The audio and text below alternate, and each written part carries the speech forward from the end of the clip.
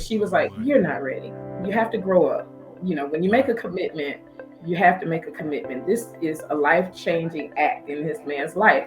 And I was like, oh my good. I just felt so bad.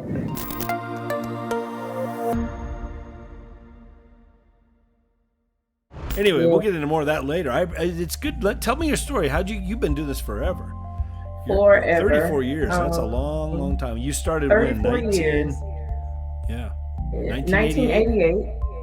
1988 is when I started in the business. I'm actually a second generation real estate professional. So my mother had her own real estate firm, mortgage company, and she was also part owner of an insurance company.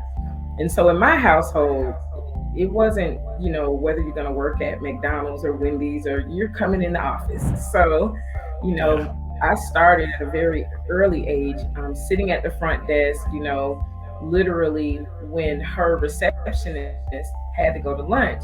During the summertime, I would come in and answer phone calls.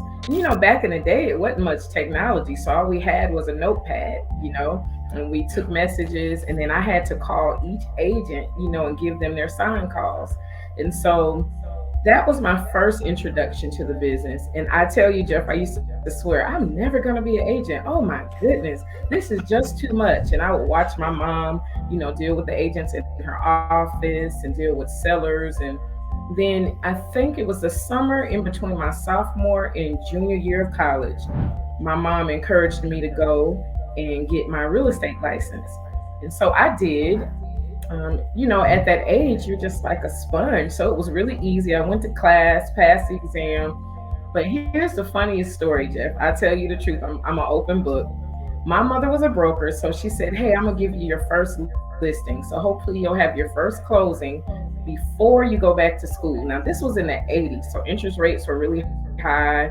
But here you had a lot of movement. We were still a little country town, Atlanta was, but there was still a lot of people moving around, moving up to their next homes.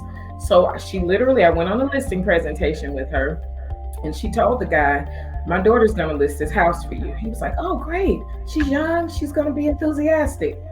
Okay, that was great. So we put the sign in the yard, all of that good stuff. But it was the summer in between my sophomore and junior college, junior years in college. And my friends began to come back in town from all over the country from school, right?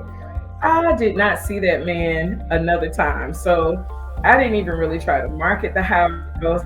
I didn't show the house. So my mother, about maybe 3 weeks later, followed up with me. And I came into her office and she said, "Hey, so how's that listing in Point Ridge going?" And I said, "Oh, I really need to go see him." She said, "Don't worry about it. I already have it under contract. I took your sign out the yard and put mine in. I have it under contract and it'll be closed in less than 30 days." And she was like, "You're not ready. You have to grow up. When you make a commitment, you have to make a commitment. This is a life-changing act in this man's life." And I was like, oh my good. I just felt so bad. She said, "So anything else you get, you gotta earn." She said, "That was my mistake to just hand you a listing over." And she said, "So you're gonna have to learn to prospect like the rest of us."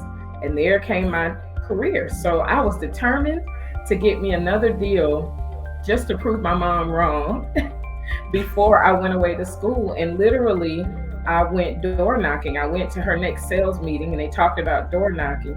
And I went door knocking in this big neighborhood. And about 2 streets over, my husband and wife listed their house with me, and I was able to close it. It probably closed about a week before I went back to school. Oh, nice. Good for you. Was that your first one?